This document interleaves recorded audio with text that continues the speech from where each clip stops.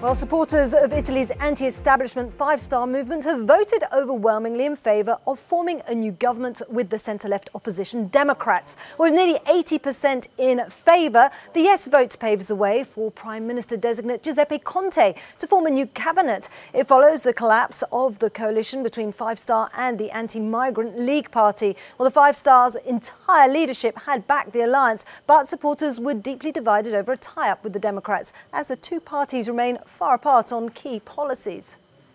Well, let's go over to Rome now to our correspondent Elena Cavalloni. Well, good evening to you there, Elena. Well, we've been discussing earlier the kind of rather complex and confusing situation in Britain. You could say the same for Italy. This is an interesting tie-up, isn't it, between the Social Democrats and their former foes, Italy's Five-Star movement. Well, what does this mean for Italy? Good evening, Isabel. Indeed, it means, first of all, that Italy can breathe a sign of relief. As you said, the militants of the Five-Star movement, nearly 80% voted in favor of this new coalition government built up by Five-Star movement and the Democratic Party. It was hard also for these two coalition parties to find an agreement on names and programs, and they set out a draft with some points that the voters could consult before voting.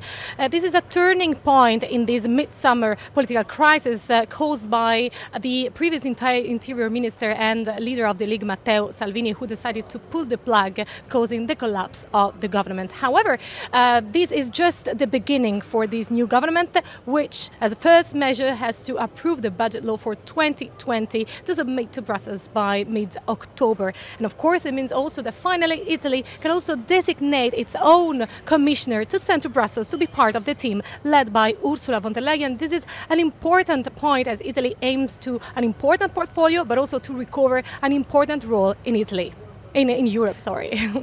And just briefly now, Elena, you're talking about Matteo Salvini there. Has he sparked his own political demise in some respects?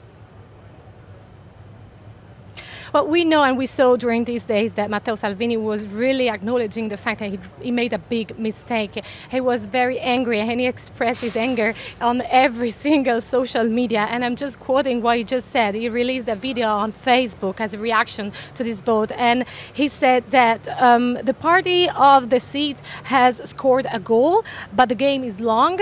It is not time to despair, but to reason to prepare. This small government will be supported by a short number of militants who voted on Rousseau, but it is more serious to seek the opinion of 60 million of Italians. Basically, what he said, he is going to do a fierce opposition during these months, and he also called for a major demonstration on the 19th of October to protest against the creation of this new government.